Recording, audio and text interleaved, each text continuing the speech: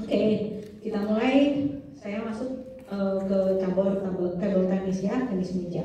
Kenapa saya kasih judul nggak tenis meja aja, table tenis aja deh? Karena biasanya kode untuk para atlet tenis meja itu adalah T depannya. Diawali dengan huruf T, table tenis. Ada angka 1 sampai angka 10. Itu pengertiannya dulu. Angka 1 sampai 5 otomatis atlet dengan kursi roda, angka 6 sampai 10 atlet yang berdiri. Ya. Nah, nanti perbedaannya dari setiap atlet nanti coba kita lihat.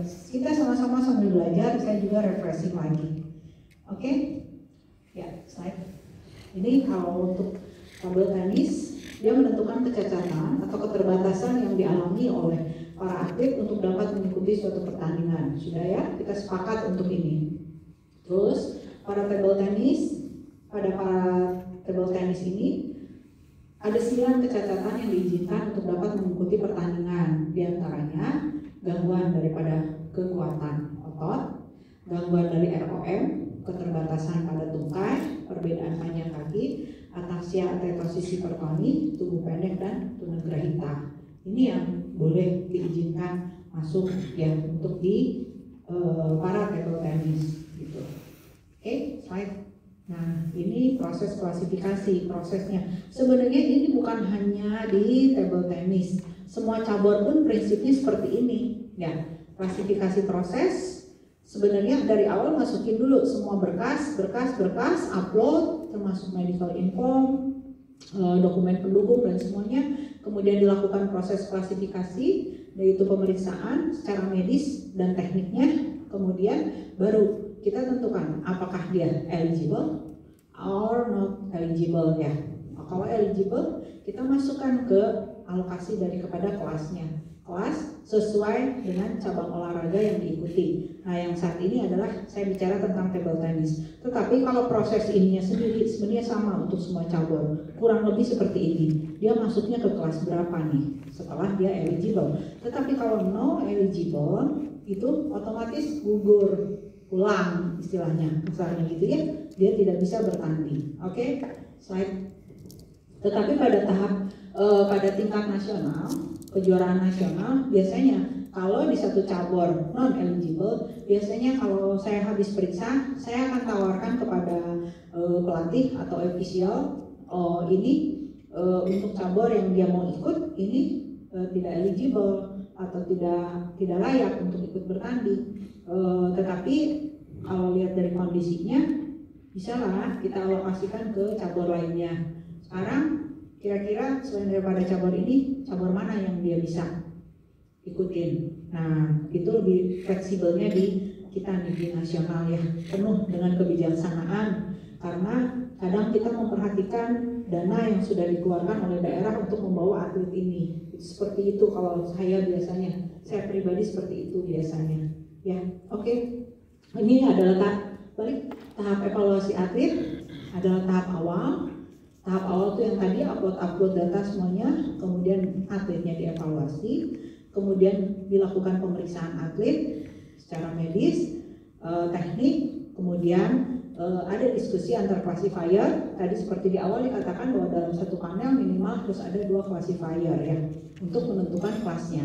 Kemudian penyampaian klasifikasi kepada atlet dan pelatih. Jadi gini prosedurnya, atlet datang didampingi oleh oleh pelatih, biasanya pelatih. Kalau dia tidak ada pelatih, kadang batasan dana ya. Ini saya bicara tingkat internasional. Kadang ada keterbatasan dana. Kemudian dia didampingi oleh official atau translator, kemudian dia ikut masuk sama-sama. Nah, setelah dilakukan klasifikasi semuanya pemeriksaan apa, kemudian dia akan disampaikan. Klasifier akan menyampaikan kepada si atlet, oh Anda masuk ke klasifikasi kelasnya ini. Bagaimana? Apakah ada keberatan atau bagaimana? Apakah setuju? Oke, setuju. Kemudian nanti setelah disampaikan, maka si atlet akan menandatangani form klasifikasi. Setelah menandatangani form klasifikasi, akan diberikan kartu klasifikasi. Berbeda dengan klasifikasi yang dilakukan di tingkat nasional. Apalagi kalau saya mendatangi daerah Bapak Ibu untuk mengklasifikasi di daerah masing-masing. Kenapa? Karena kita butuh data yang cepat, data yang segera. Jadi biasanya setelah klasifikasi saya akan input semuanya hasil klasifikasi dan saya akan kirimkan ke pusat supaya pusat ada data di sana. Jadi bank datanya nanti di pusat. Rencana saya seperti itu. Nanti setelah selesai semua klasifikasi saya akan kirimkan. Kemudian kartu klasifikasi nanti pada saat bertanding atau setelah technical meeting mungkin ya Mas Purwo biasanya ya akan dibagikan ya, itu biasanya seperti itu. Setelah technical meeting kartu klasifikasi akan dikembalikan dan dibagikan kepada atlet masing-masing untuk bukti bahwa dia sudah mengikuti klasifikasi. Tetapi saya sendiri juga sudah punya dong data dia ya, apakah status dia confirm, review atau not eligible ya. Jadi tidak mungkin kalau sudah ada data di saya, kalau yang non eligible masa iya berikutnya dia akan masuk gitu ya, nggak mungkin gitu ya, kecuali dia datang dengan kondisi lebih parah lagi gitu, tapi bukan sakit, benar-benar ada cedera, apa kecelakaan atau apa, nah itu mungkin saja. Oke, kemudian slide.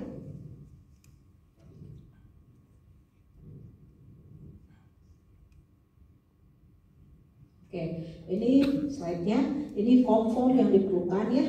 Jadi classification consent form, medical diagnosis form, players classification form. Terus kalau yang membutuhkan klasifikasi, dia ada formnya juga tersendiri. Kemudian ada form protes untuk protes khusus untuk klasifikasinya. Kemudian reevaluasi request form kalau memang ada keberatan. Kemudian protes of a nation again dari playernya gitu ya. Jadi ada beberapa form gitu. Nah ini form ini kita bisa dapat di mana? Ada semua di IPC. Silakan dibuka. Kalau ini kan table tennis. Table tennis itu di bawah ITTF ya, ITTF. Oke. Terus slide ini anatomi atlet secara sekilas ya.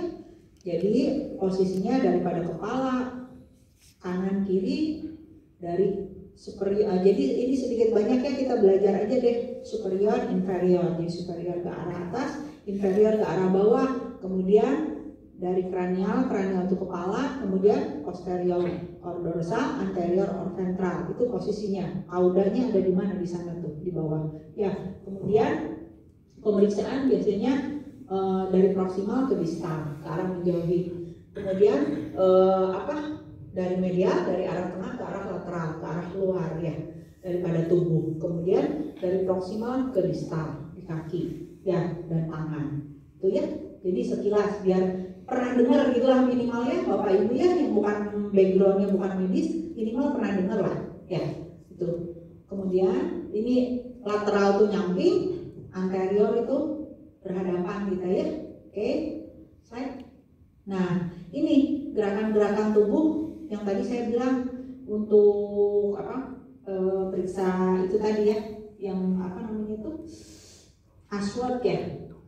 Kurang lebih seperti ini kita mau lakukan pemeriksaannya. Jadi gerakan-gerakan fleksi ekstensi dari bahu dan lutut ya, shoulder and knees. Kita periksa fleksi, gerakan fleksi dan gerakan ekstensinya ya, fleksi ke arah mana? Ke arah belakang, ekstensi ke arah depan, gitu aja ya. Itu ya Bapak Ibu ya. Jadi gerakannya seperti ini kurang lebih. Kita akan suruh si atlet untuk melakukan gerakan itu. Seperti apa batasan?